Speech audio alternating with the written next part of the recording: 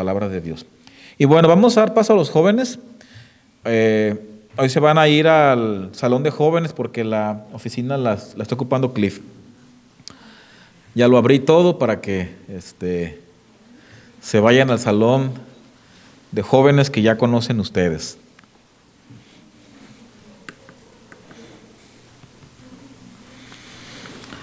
Bien, nos quedamos aquí los jóvenes añejos, porque seguimos siendo jóvenes, ¿verdad, Rigoberto? Sí. Más que un poco añejos, pero jóvenes todavía. Quiero comenzar una serie nueva que quiero titular Principios de Guerra Espiritual. Y quiero ponerle el tema número 1 de esta tarde, desenmascarando al verdadero enemigo. Desenmascarando al verdadero enemigo. Todos sabemos que existe un mundo espiritual que es tan real como el mundo físico que podemos ver con nuestros ojos. Cuando Jesús anduvo aquí en la tierra, para Jesús Satanás era alguien muy real. No era una ciencia ficción, no era un invento. Era un enemigo con el que todo el tiempo estaba contendiendo, incluso discutiendo contra él. Abriendo Lucas, capítulo 4, versículo 1, si me acompaña por favor, dice lo siguiente: Jesús, lleno del Espíritu Santo, volvió del Jordán y fue llevado por el Espíritu, fue llevado por el Espíritu en el desierto por 40 días, siendo tentado por el diablo, y no comió nada durante esos días, pasados los cuales tuvo hambre. Entonces el diablo le dijo: si eres hijo de Dios, dile a estas piedras que se conviertan en pan. Jesús le respondió: escrito está, no solo de pan vivirá el hombre. El diablo lo llevó a una altura. Estoy leyendo la Nueva Biblia de las Américas, pero a veces son acostumbrados a la Reina Valera, que lees otra y como que dices esto como que no concuerda, ¿verdad? Pero bueno, vamos leyendo la Nueva Biblia de las Américas, que es una traducción más contemporánea. Dice: el diablo lo llevó a una altura y le mostró en un instante todos los reinos del mundo. Todo este dominio y su gloria te daré, le dijo el diablo, pues a mí me ha sido entregado y a quien quiero se lo doy. Por lo tanto, si te postras delante de mí, todo será tuyo. Jesús le respondió: escrito está, al Señor tu Dios adorarás y a Él solo servirás. Entonces el diablo lo llevó a Jerusalén y lo puso sobre el pináculo del templo y le dijo: si eres hijo de Dios, lánzate abajo desde aquí, pues escrito está, a sus ángeles te encomendará para que te guarden, y en las manos te llevarán para que tu pie no tropiece en piedra. Jesús le respondió: se ha dicho, no tentarás al Señor tu Dios. Cuando el diablo hubo acabado toda tentación, se alejó de él, y fíjense, dice esta versión, esperando un tiempo oportuno. ¿Para qué creen? Para volverlo a atacar. Otro día un endemoniado allá en Gadara se le acercó y salió al encuentro nuevamente a buscar a Jesús. Ahora, yo hago una pregunta: ¿dónde se originó la maldad? Usted ya se ha dado cuenta que este mundo lo que más hay es maldad, la podemos ver por todas partes. Pero ¿de dónde surgió este adversario que la humanidad tiene, llamado, ¿cómo se llama ese adversario? Satanás. ¿Qué otro nombre tiene? Diablo. ¿Qué otro nombre tiene? Lucifer. ¿Qué otro nombre tiene? Serpiente antigua. ¿Qué más? Padre de mentira. ¿Qué más? ¿Cómo? Dragón. ¿Qué más? Acusador. ¿Qué más nombre tiene? El Dios de este mundo. ¿Qué más tiene de nombre? Padre de la mentira. ¿Qué más? A ver, Luz, ¿qué dijiste? ¿El ángel? No, muy bien. Sí se lo saben, ¿verdad? Fíjense. Vamos a abrir ahí Génesis 3 para ver a esta serpiente.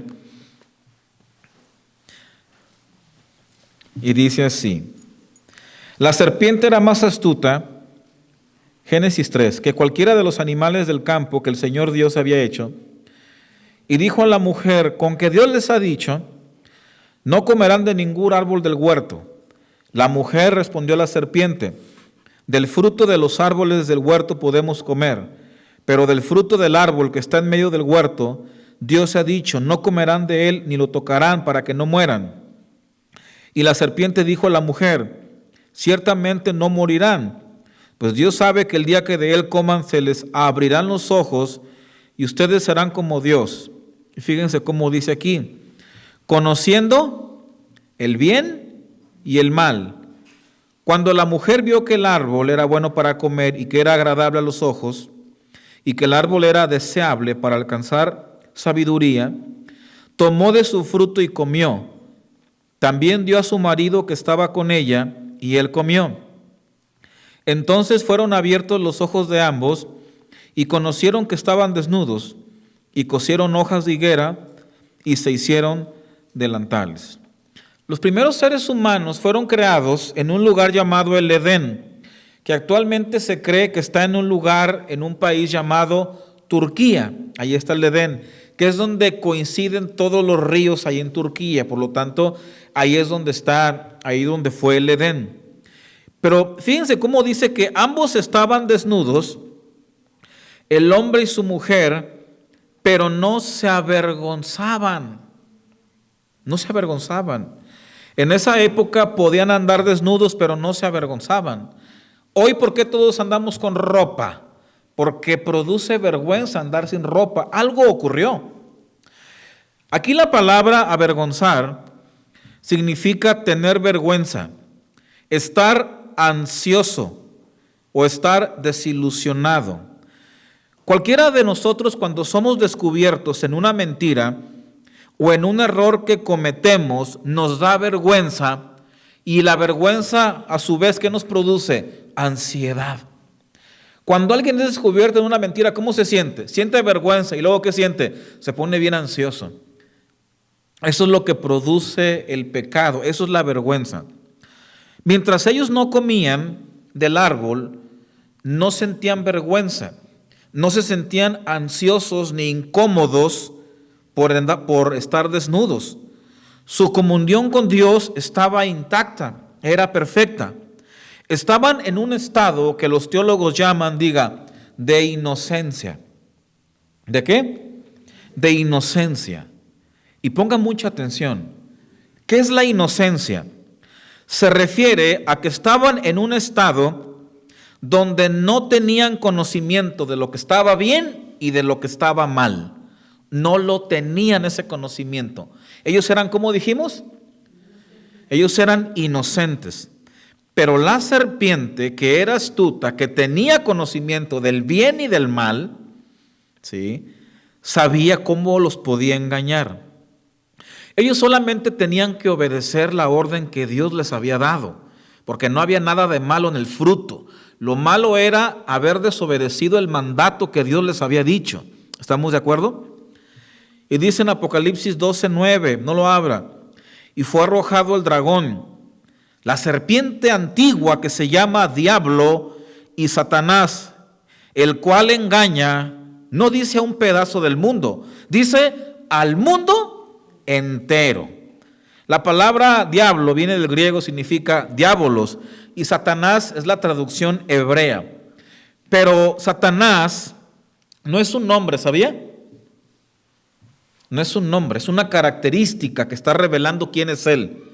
Satanás es una característica, porque Satanás significa el adversario, aquel que obstruye algo, el que obstruye. Eso significa Satanás, no es tanto un nombre, es una característica de quién es él. Y fíjense, en Números 22:22, solo para probarle que el nombre Satanás es una característica de quién es él, en el verso 22, el Señor se opone al profeta Balaam, porque obviamente no quería que maldijera a su pueblo. Y fíjense, dice aquí, y la ira de Dios se encendió porque él iba, y el ángel de Jehová se puso en el camino, ¿por qué dice? Por adversario. Aquí la traducción significa Satán. Satán no es un nombre, es una característica de quién es el diablo. ¿Sí me explico? Una de las características del diablo es que él obstaculiza, él obstruye. ¿Qué obstruye? Obstaculiza que las personas hagan la voluntad de Dios. Obstaculiza que las personas conozcan la luz, conozcan la verdad. Él es el adversario, él es el antagonista, él es el que se opone a la luz. ¿Estamos de acuerdo? Ahí en 2 de Corintios 4:4, fíjense cómo dice aquí, en los cuales, como decía la hermana Griselda, el Dios de este mundo ha cegado el entendimiento de los incrédulos para que no vean. Diga, está obstaculizando la luz. Ese es el trabajo de él, obstaculizar que la gente vea la luz, y utiliza muchas formas, las filosofías, la ciencia, muchas cosas que él usa para que la gente no pueda ver la luz. Satanás y los ángeles viven en el reino que conocemos como el reino espiritual, el cual es visible o invisible. El reino espiritual es invisible. Por eso lo invisible necesita hacer uso de las cosas visibles para poderse comunicar con este mundo visible. Por eso Satanás usó un instrumento visible. En este caso en el Edén, ¿qué fue? Una culebra, una serpiente, que era parte de la creación. Él la usó y la tomó. También una vez el Señor, queriéndose comunicar con el profeta Balaam, usó un animal. ¿Cuál fue? Fue una burra, y habló a través de una burra. Usó un instrumento visible, porque Dios también es invisible, a menos que se revele por medio de una teofanía, ¿verdad? Pero ya Josué después nos va a explicar sobre las teofanías, ¿verdad? A menos que Dios se revele por medio de una teofanía, pero Dios utiliza también cosas visibles para revelarse. En Ezequiel 28, verso 13, ábralo por favor. Fíjense lo que dice aquí. ¿Cuándo fue creado el diablo? ¿Alguien sabe? No, pero yo tampoco, nada les preguntaba pues si alguien sabía. Porque hasta ahorita no se sabe cuándo fue creado el diablo. Dice, en Edén, en el huerto de Dios estuviste. Fíjense, ahí estaba Satanás. De toda piedra preciosa era tu vestidura, de cornelina, topacio, jaspe, crisólito, berilio, onice, zafiro, carbunco, esmeralda y oro. Los primores de tus tamboriles y flautas estuvieron preparados para ti en el día de tu creación. El diablo es un ser creado, tuvo un principio. Aquí el profeta está contrastando al rey de Tiro, o sea, está diciendo, este rey se parece mucho a un ángel que hace muchos siglos atrás cayó, y lo está contrastando, lo está comparando, y de manera indirecta se está refiriendo también a Satanás. Pero fíjense que dice aquí que Satanás estuvo en el huerto del Edén. ¿Satanás es feo o es bonito? No hablando de carácter obviamente es feo, pero físicamente, ¿es bonito o es feo? Pues vea lo que está diciendo aquí, o sea, está hermosísimo, es hermoso. Pero la cultura, ¿cómo lo pinta? Feo, rojo y con una pata de pollo y otra de vaca, ¿no? Bien feo, pero no tiene nada de feo, es un ángel muy hermoso. Y luego dice, tú querubín, grande, protector, yo te puse en el monte santo de Dios. Allí estuviste en medio de las piedras de fuego, te paseabas. Fíjense, ¿qué rango tiene él? No, es un querubín. Protector es el trabajo que hacen los querubines. ¿Su rango cuál es? Es un querubín. ¿Quién se sabe los rangos angelicales? ¿Quién se lo sabe? No agachen la cabeza. ¿Quién se sabe los rangos angelicales? El hermano Iván se lo sabe, ¿no? Bueno, él era un querubín. ¿Y el trabajo de los querubines cuál es? Proteger. Cuando el ser humano cayó, ya no podían entrar al huerto del Edén. ¿Y qué puso el Señor? Querubines. ¿Para qué? Para proteger el huerto del Edén. Ahora, querubines, hay muchos querubines. Serafines, ¿cuántos hay? ¿Cuáles son los serafines? Los querubines, ¿cuántas alas tienen? Tienen 4 alas. ¿Y los serafines? Los serafines tienen 6 alas. Felicidades, Luz. Muy bien. Le atinaste esta. Los serafines tienen 6 alas. ¿Y los serafines dónde están? Están resguardando la presencia de Dios. Son como los escoltas que Dios tiene. Dios no ocupa escoltas. Simplemente es como para... Pues todo rey tiene, ¿no? Pues nuestro Señor también tiene sus escoltas. Aunque no los necesite, tiene sus escoltas. Dice que con 2 alas que cubren. Porque no pueden ver la gloria de Dios tan fuerte. Con 2 vuelan. Y con otras 2 se cubren sus pies para no pisar la santidad de Dios. Imagínense nomás, son los que están más cerca. Ellos son los de rango más alto, los serafines, porque están pegaditos al trono de Dios. ¿Sí? Dice que uno tiene rostro de ¿qué? De vaca, otro rostro de ¿qué? De humano, otro rostro de ¿qué? De águila. Esos son los serafines, están pegaditos a la gloria de Dios. ¿Cuántos quieren ver uno? Ay, hermana, me asustó ahora sí. Bueno, dice, perfecto eras en todos tus caminos, verso 15. Desde el día que fuiste creado hasta que se halló maldad en ti. Satanás era inocente o él tenía ya conciencia del bien y el mal. Satanás no fue creado inocente como Adán y Eva. Satanás fue creado con conocimiento de quién era Dios y con conocimiento del bien y del mal. Él tenía conocimiento. Él no estaba en estado de inocencia como Eva y Adán. Y esa es la razón y esa es la respuesta por la cual Satanás no puede ser salvado. Porque él ya tenía ¿qué? Conocimiento. Y la misma Biblia, ponga atención, lo dice. En Hebreos 10:26, este pasaje ábralo, porque aquí usted va a saber por qué el Señor no salvó a Satanás y sí a la raza humana. Ponga atención, aquí está la respuesta. En Hebreos 10:26 dice, ¿ya lo tienen? Porque si pecamos voluntariamente, después de haber recibido, ¿qué? El conocimiento de la verdad, ya no queda ¿qué? Ya no queda más sacrificio por el pecado, sino una horrenda expectativa de juicio y de fuego ardiente que ha de devorar a los Satanás. ¿A los qué? A los adversarios. ¿Satanás qué es? Adversarios.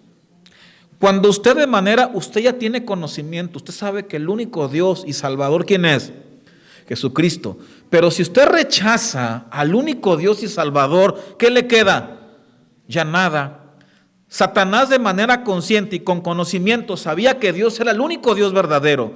Cuando él lo rechazó, Satanás lo hizo con conocimiento de causa. Pero Eva y Adán no. Ellos eran, como dijimos, inocentes. Ellos no sabían la diferencia entre lo bueno y lo malo. ¿Vamos bien? Verso 16. A causa de la multitud de tus contrataciones, dice, fuiste lleno de iniquidad y pecaste, por lo que yo te eché del monte de Dios y te arrojé de entre las piedras de fuego, oh querubín protector. Contrataciones significa planear cosas. ¿Qué planeó él? Él planeó un golpe de púlpito, un golpe de estado. O sea, él quiso tumbar a Dios y agarrar a los ángeles para él ser Dios. ¿Cuál fue el pecado de Satanás? Aquí en Ezequiel 28:17 nos lo dice. Dice, se enalteció tu corazón a causa de ¿qué? A causa de tu hermosura. Corrompiste tu sabiduría a causa, viene aquí. ¿Cuál fue la causa? Su hermosura y su esplendor. Traducimos, el pecado fue de soberbia y de orgullo. Y la soberbia y el orgullo es la raíz de todo pecado. Todo pecado que usted me mencione te lleva hacia una raíz. ¿Y sabes cuál es? El orgullo y la soberbia. Siempre son los mismos. Ahí en Isaías 14:12 dice, como caíste del cielo, oh lucero de la mañana, hijo de la aurora, has sido derribado por tierra, tú que debilitabas a las naciones.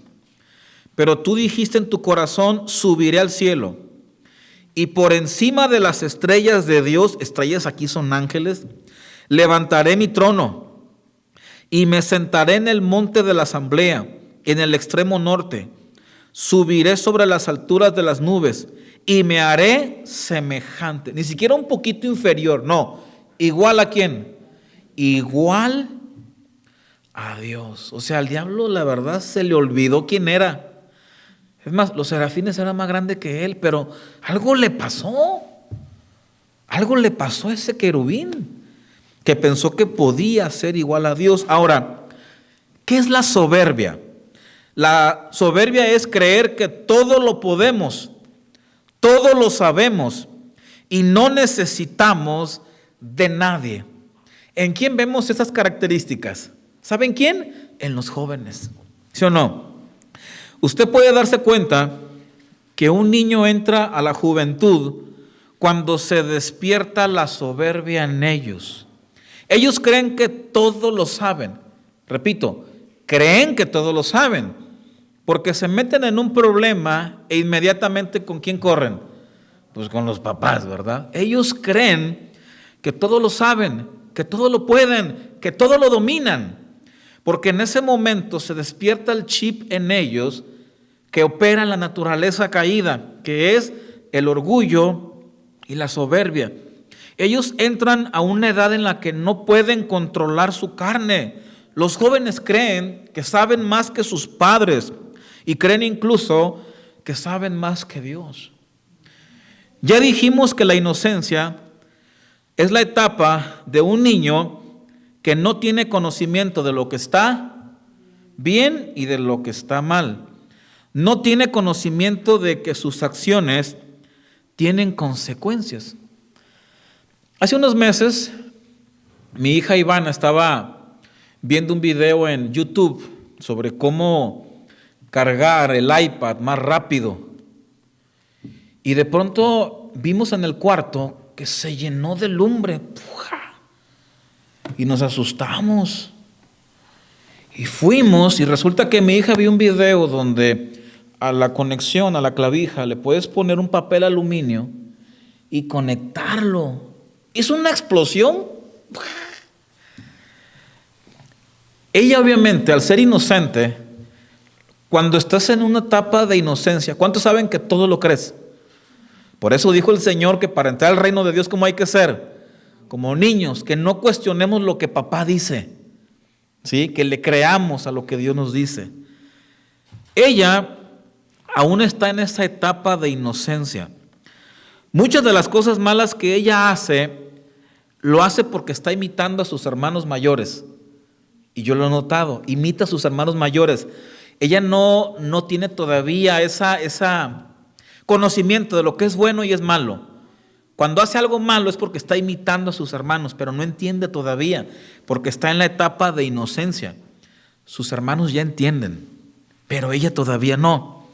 Un niño puede correr cuando está en etapa de inocencia desnudo y no le da vergüenza. ¿Sabe por qué? Porque está en la etapa de inocencia todavía. Yo me acuerdo también, Caleb, cuando estaba chiquito en la casa de mi abuelo, corría el niño ahí con sus nalguillas. Ahorita pregúntale, no, ¿verdad? A Mauro yo lo bañé y sin ropa y ahorita a veces entro al baño y está él y no me doy cuenta que está él y ¡papi! ¡Cierra la puerta! Ya no, ¿verdad? Pero Iván a veces sale como si nada y no le da vergüenza, porque está en su etapa de ¿qué dijimos? De inocencia. Pero llega un punto donde nuestro hijo le da vergüenza que lo veamos desnudo. Ya no quiere que papá lo bañe. ¿Por qué? Porque ya cambió de inocencia a tener conocimiento de lo que es bueno y es malo. Ahora él ya se da cuenta que está desnudo. ¿En qué momento se dio cuenta? En el momento que perdió la etapa de inocencia. ¿Vamos bien? Les da vergüenza que los veas desnudos, se ponen nerviosos. Nuestro hijo ya perdió la etapa de inocencia. Cuando Adán y Eva comieron del fruto prohibido, ¿qué perdieron?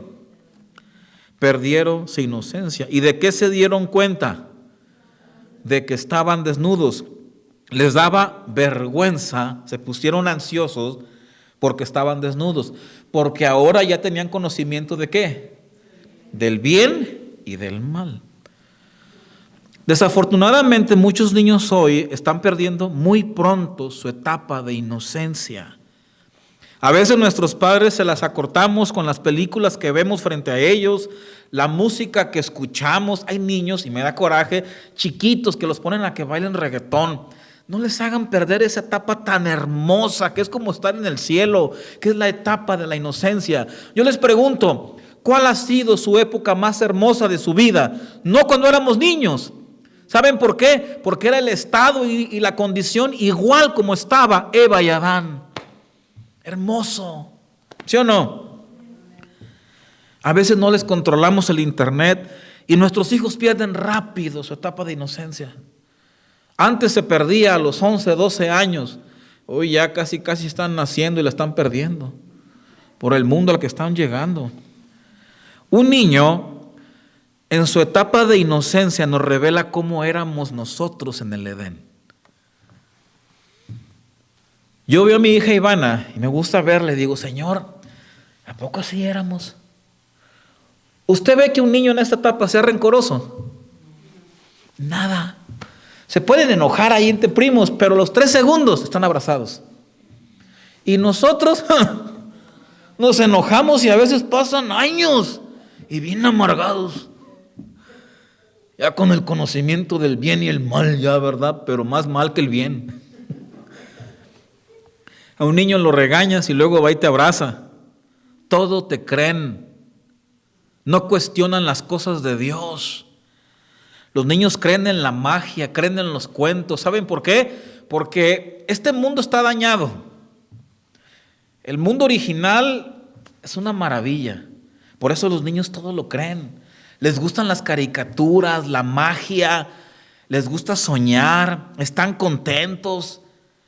Pero nomás entran a la adolescencia y están bien amargados. No perdamos. Mire, ¿quiere saber cómo era usted? Ve a un niño inocente. Véalo en su inocencia. Así éramos nosotros. Por eso Jesús dijo que el reino ¿de quién era? De los niños. Porque el chip de ellos, del pecado, al estar en inocencia, aún no se activa. Se activa hasta que la pierden. En ese momento se activa esa maldad en ellos y ya están conscientes. ¿Saben por qué los niños se le acercaban a Jesús? Porque Jesús no tenía malicia. Y les hago la pregunta que hacía el pastor Chuy Olivares. ¿A usted se le acercan los niños? ¿Se le acercan o no? ¿Quieren saber qué tanta malicia hay? ¿Se le acercan los niños o no? ¿O le huyen? ¿Se te acercan, Rigoberto, o corren?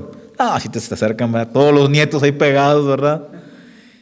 Fíjense, eso es un test que habla realmente cómo está nuestro corazón y nuestra malicia, si se nos acercan los niños. Yo les decía que los viejos cuestionamos todo. Un niño jamás te va a contradecir la palabra de Dios, ¿sí o no? Lo que tú le digas, él te va a decir, sí es. Y a un viejo todo te cuestiona. Sí, ahí dice, pero yo creo diferente. Híjole. Yo veo, le digo a mi hija mucho en esa etapa, en la etapa de inocencia. Todo le emociona.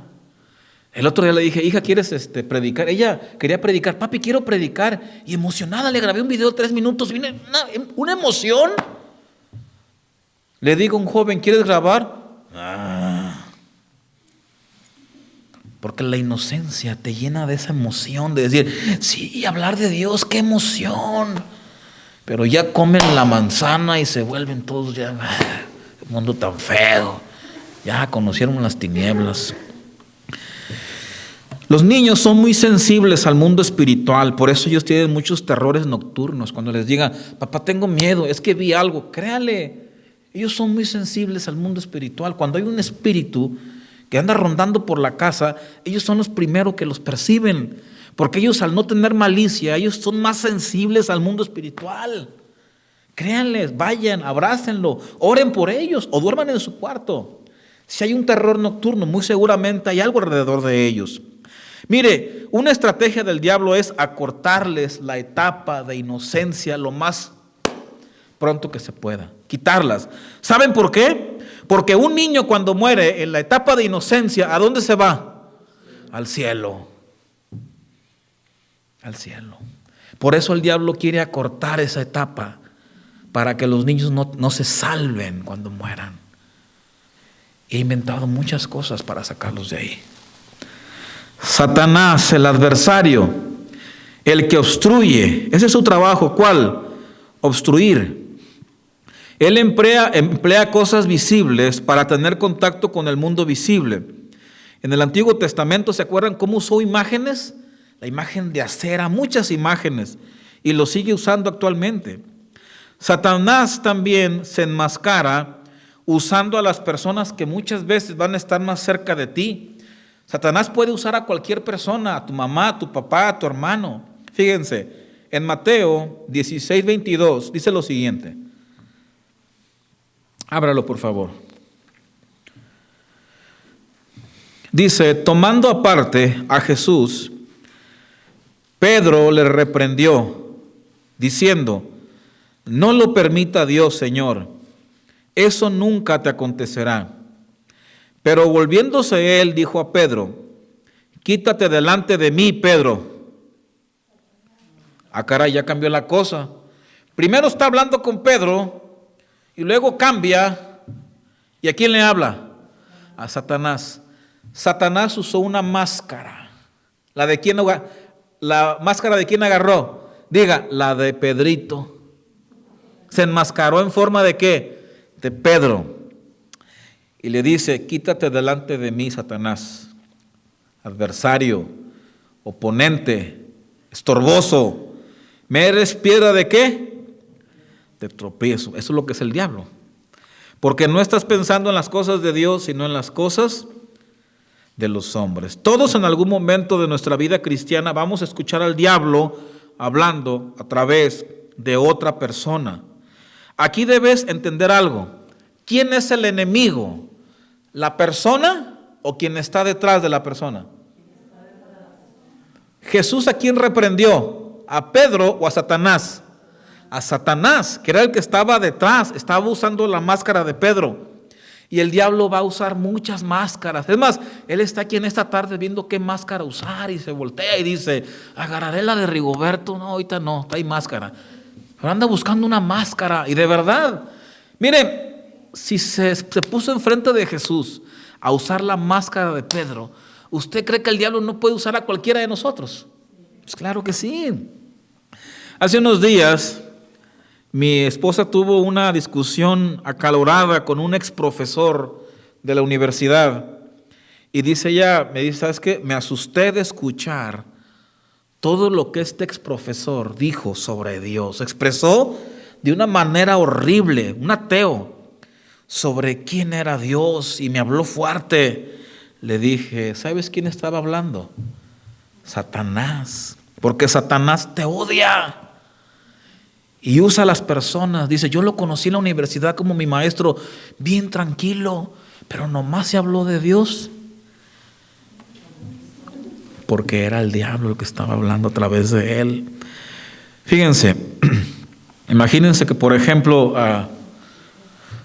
yo le digo al hermano Iván, es un ejemplo, no vayan a... Se me ocurrió el hermano porque lo vi aquí sentado, que en un programa de los Ivanes, él de pronto dice que Cristo no es Dios. Y ya le digo, hermano, ¿sabes qué? Pues te voy a sentar porque pues no es bíblico, ¿verdad? Lo que dijiste. Mejor siéntate y aprende. Y si él se enoja y dice, usted es un falso profeta, es un hijo del diablo, ¿por qué me baja? ¿Quién está hablando ahí? Satanás, ¿verdad? Satanás está hablando ahí. Fíjense, esta semana me encontraba muy estresado. A mí sí me ha golpeado mucho el encierro, porque antes teníamos estudios bíblicos en Lindsay, en Vaiselia, en Porterville, los jueves, los domingos. Y ahora estoy ahí nomás, como que sí me ha golpeado y no puedes ir ni a la tienda, ¿verdad? ¿Ah, abuelo? El sábado me dice mi mamá, oye, te invito a quitarte el estrés a las tiendas, a gastar dinero. Yo te ayudo, le dije. Ya llegamos ahí a la tienda y ya me encontré a 2 hermanas de la iglesia. Dije, pues gloria a Dios, aquí estamos nosotros también. Dije, andamos en el mismo espíritu. Bueno, sí me he estresado y me encontraba muy estresado porque el estar encerrado, los niños ahí también, tengo que trabajar leyendo la Biblia, como que sí me he sentido así estresado. Y andaba como enojado, molesto. Y de pronto me dice mi esposa, ¿sabes que yo no voy a hablar contigo? Porque el que está hablando ahorita es Satanás. Y le digo, ¿sabes qué? Me estás leyendo mucho la Biblia, le dije, yo no quiero que la leas tanto. Pero el diablo está en cualquier conversación. Se mete. Obviamente lo que le estaba diciendo pues no estaba bien, ¿verdad? Pero a veces cuando te dicen las verdades así entre bromita, como que sí calan, ¿verdad? Pero yo sé que el diablo se puede meter en cualquier conversación. ¿Estamos de acuerdo? Fíjense, en Hechos 16:16,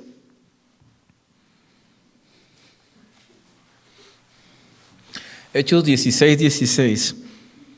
¿Cuántos han escuchado al diablo hablar? Yo lo he escuchado muchas veces. A través de un hermano, a través de tu esposo o de tu esposa. Si tu esposa no es convertida, te aseguro que ese es un canal bueno, o tu esposo. Vas a escuchar la voz constantemente de él. Ahora, ¿es tu esposo tu enemigo o nomás tu esposo es la máscara? Es la máscara que el diablo está usando. Y muchas veces te vas a dar cuenta. Otras veces el diablo se puede aparecer o enmascarar en un sueño. Me decía mi abuelo el otro día, ¿sabes qué? Hoy vi al diablo, dice, se me apareció en un sueño. Era un viejo feo pelón. ¿Verdad, abuelo? Ahí lo vi asustado y estaba leyendo la Biblia. Pues es bueno que se le aparezca seguido, ¿eh? Dice, mientras íbamos al lugar de oración, nos salió al encuentro una muchacha esclava que tenía espíritu de adivinación, la cual daba grandes ganancias a sus amos adivinando. Esta, siguiendo a Pablo y a nosotros, gritaba, estos hombres son siervos del Dios Altísimo, quienes les proclaman el camino de salvación. ¿Lo que estaba diciendo era correcto o no? Bíblicamente correcto, pero lo que estaba haciendo era gritando y escandalizando. Y eso el apóstol lo detectó más adelante y se dio cuenta que quien estaba hablando no era la muchacha. ¿Quién era? Era un espíritu que estaba detrás de ella, porque estaba obstruyendo. Y dijimos que el diablo, ¿qué es? El que obstruye, el que se opone. Toda aquella persona que en una reunión divida la iglesia, se oponga a lo que se está predicando, tenga por seguro que el diablo está ahí, porque él es el que se opone, el que antagoniza lo que se está predicando. Ahora, Pablo sabía quién era el enemigo. Él sabía. Por eso, cuando tu esposo se ponga así de que ya vas de vuelta con los hermanos y que ya vas con esos locos, quien tienes atrás, ¿quién es? Es Satanás, ¿verdad? Completamente ahí lo tienes al diablo. Sí.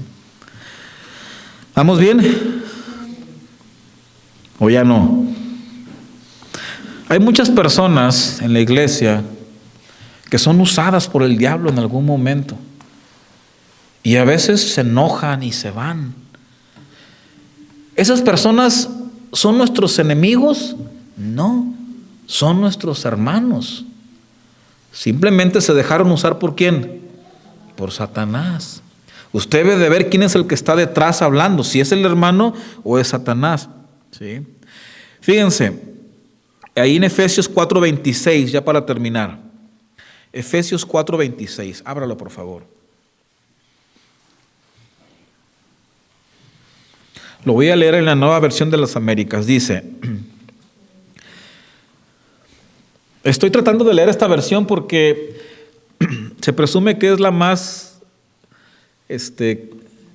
literal del griego y clara para los hispanos, y así que no me acostumbro todavía, como que me llega a los recuerdos de la Reina Valera, pero bueno. Dice, enójense, pero no pequen. ¿Cuántos son corajudos aquí? Levanten la mano y sean honestos. Ay, no, nadie. Ya salió. No, es que no había nadie, dije yo. Enójense, pero no pequen. No sea que se ponga el sol sobre su enojo, ni den oportunidad al diablo. ¿Cómo dice en la versión de ustedes, en la Reina Valera? No del lugar. Fíjense, aquí lo tradujeron oportunidad o lugar. ¿Oportunidad de qué? De que nos volvamos títeres del diablo. Cuando nos enojamos, como cuando yo estaba enojado, quien estaba hablando ahí, tengan por seguro que era el diablo. Porque créanme que yo quiero que mi esposa lea más la Biblia. Pero cuando estamos enojados, hay un peligro grande de que Satanás nos use.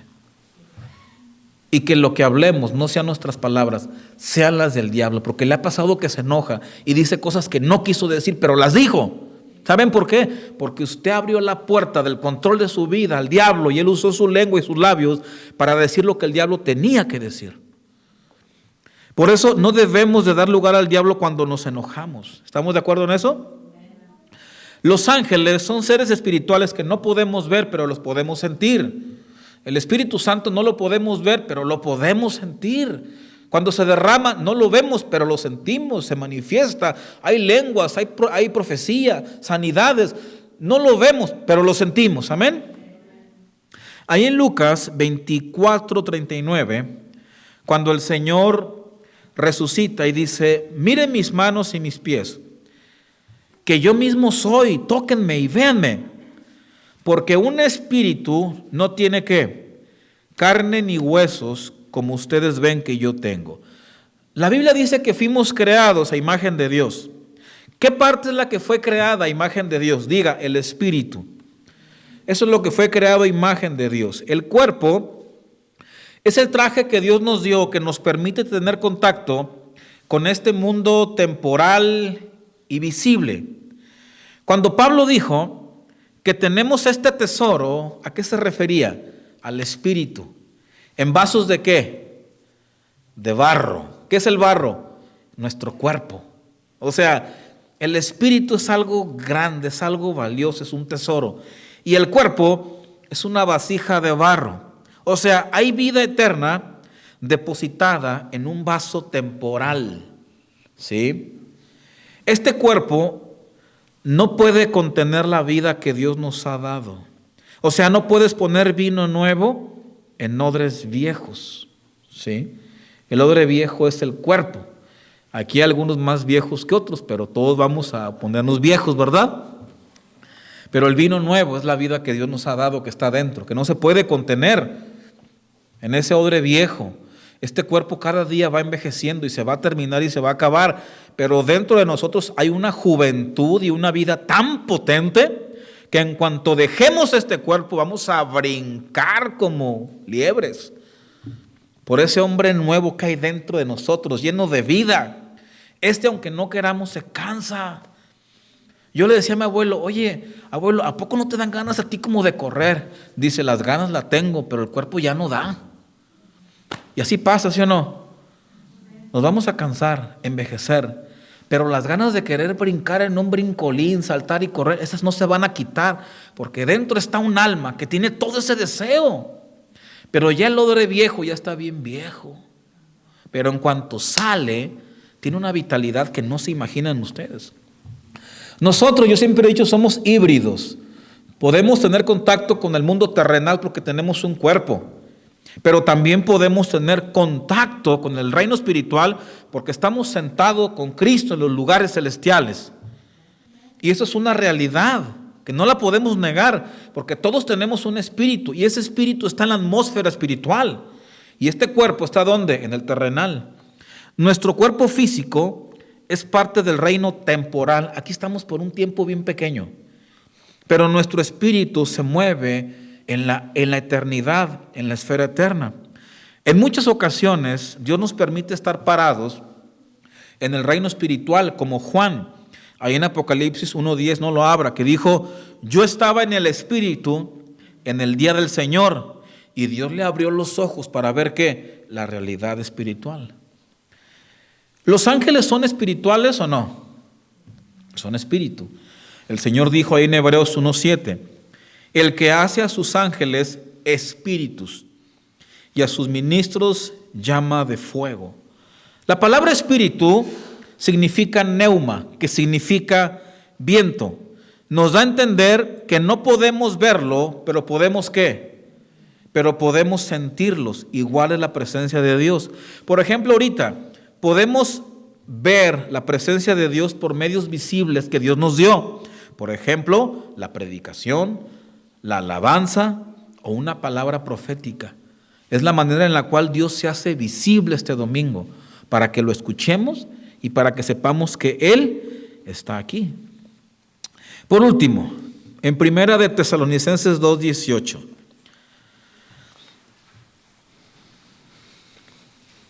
Y termino con este ya para...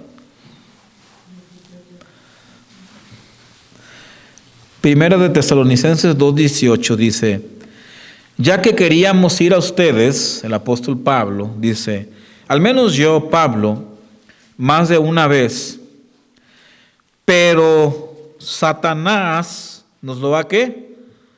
Nos lo ha impedido, dice esta versión. Dijimos que el diablo es ¿qué? El adversario, el oponente, el que estorba, el estorboso. ¿Y qué estaba haciendo el diablo aquí? Estorbando, ¿verdad? Le decía al hermano Iván el lunes que nos tocó grabar, le digo, yo pienso que fue el diablo porque estaba lavando mi carro para irme a grabar con él. Y lo lavé para ir con el carro limpio. Y ya cuando le doy para prender ya no prendió. Y hubo que cambiar la batería y casi cambiando la batería y predicando. Y luego ya el hermano se iba a ir y me dice, ¿sabes qué? Dejé las llaves adentro. Le digo, no dudo que ese sea el diablo, porque el trabajo ¿cuál es? Estorbarnos y obstruirnos.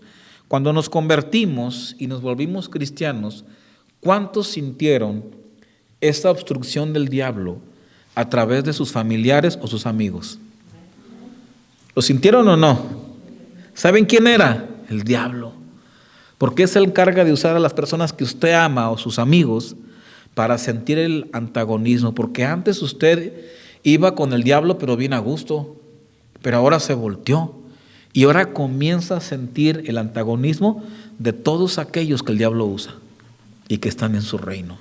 Ahora, ¿cuál es su trabajo? ¿Rajarse o hacer la guerra? Hacer la guerra. Mire, Pablo dijo en Efesios que nos pusiéramos toda la armadura de Dios. No dijo agarren el peluchito de la cama. ¿Saben por qué? Porque estamos en una guerra. Y si usted no se pone la armadura de Dios, el diablo se lo va a devorar. Dice, pónganse el calzado del evangelio. ¿Sabe qué significa eso? Que usted camine de acuerdo a lo que dice la Biblia y no a lo que usted cree. Si usted comienza a caminar su vida cristiana conforme a lo que usted cree, va directo a la boca del diablo. Si la Biblia dice que es así, usted debe de caminar por lo que la Biblia dice. Si no camina con lo que dice la Biblia, su vida va a acabar en la boca del león, del diablo. Póngase bien los zapatos del evangelio y camine con lo que dice la Biblia. Aunque a veces no nos guste lo que dice el Señor, siempre es lo mejor, caminar por donde Él dice. Y estamos en una guerra y el diablo es muy astuto. Él quiere destruir su casa, dividir su iglesia y hacer que su familia no se convierta y llevárselos al mismo infierno. Esto sí es una película de terror, ¿verdad? Eso es una película de terror. Pero ¿cómo se vence al diablo? ¿Cómo se va a convertir su esposo? ¿Peleando y alegándole o ir a la rodilla? Ir a las rodillas. Recuerde que usted también es espíritu. Y ahí es el único lugar donde va a poder vencer a Satanás. Amén. Vamos a orar. Vamos a hacer una guerra espiritual orando. ¿Cuántos necesitan que el Señor intervenga en un área de su vida? ¿Cuántos necesitan que su esposo se convierta, pero ven que el diablo lo está pero bien manifestado ahí? Vamos a orar. Recuerde que cuando usted se arrodilla, le da la oportunidad para que Dios intervenga. Vamos a orar. Señor, te damos gracias en esta tarde, Señor, por tu presencia, por lo que tú nos has enseñado. Qué hermoso la inocencia, dígale, qué hermoso la inocencia. Nosotros en algún momento de nuestra vida probamos ese momento, cuando fuimos niños, y fue, yo creo que el tiempo más hermoso que vivimos en esta tierra, donde no nos preocupábamos de nada, donde no veíamos con maldad a las personas ni a las cosas. Todo era lindo. Dígale, Señor, gracias por la inocencia que me regalaste, por ese tiempo donde éramos niños, donde no nos enojábamos, no había ira ni rencor, todo era era el paraíso, así nos creaste. Pero bueno, Señor, ahora estamos en una guerra espiritual, donde hay un enemigo voraz que la Biblia lo compara con un león, porque nos quiere destruir nuestra vida, nuestro matrimonio. Todos tenemos familiares que aún no se han entregado al Señor. Dígale, Señor, ayúdame. Dígaselo de corazón, ayúdame, Señor. Señor, pon tu mano ahí, Señor. Ayúdame, Señor, porque yo no quiero que termine su vida y desciendan al infierno, Señor. Ayúdame, dígale, ayúdame, Señor. Ayúdame, Señor. Quita al que obstaculiza, Señor. Quita al diablo de la vida de mi esposo, de mi esposa, de mi madre, de mi padre, Señor. Señor, rompe esa cadena de incredulidad en mi hogar, en mi familia. Rómpela, Señor. Oh, Señor, levántate, Señor. Levántate, oh Dios. Levántate, Señor. Tú eres poderoso, Dios. Tú eres el Dios de 1000 batallas. Tú eres quien gana las batallas, Señor. Oh, Dios, levanta el estandarte, Señor. Te pido que quites al diablo, Señor, de mi familia, de mi padre, de mi madre, Señor, para que ellos puedan ver la luz del Evangelio, Señor, y les brille, les alumbre Cristo en su corazón y en sus vidas. Ayúdanos, Señor, ayúdame, Señor. Tócalos, Señor, tócalos, Padre. Señor, ayúdame a caminar con el calzado del Evangelio, para caminar rectamente ante ti, Señor. Caminar rectamente, Señor. Ayúdanos a vencer. Guarda esta congregación. Guarda los matrimonios de este lugar, Señor. Si tus hijos han desarrollado toda su naturaleza caída, dile, Señor, ayúdame, Señor. Ayúdame, Señor. Tócalos, Señor. No te apartes de ellos. Estórbalos, Señor, para el pecado. Estórbalos, Señor. Levántate a pelear por tu familia. Tenemos que levantarnos para arrebatarlos de las garras del diablo, porque es un enemigo voraz. Para Jesús no era un invento. El diablo estaba todo el tiempo haciéndole la vida imposible a nuestro Señor. ¿Cuánto más a nosotros? Iglesia, levántate. Pelea por tu esposo, por tu esposa, por tus hijos, por tu papá, por tu mamá. Levántate y pelea. Pelea la batalla hasta que venzas. En el nombre de Jesucristo de Nazaret. Amén. Vamos a cantar esta alabanza que tiene Josué aquí. Todos juntos. Vamos a alabar al Señor por última vez.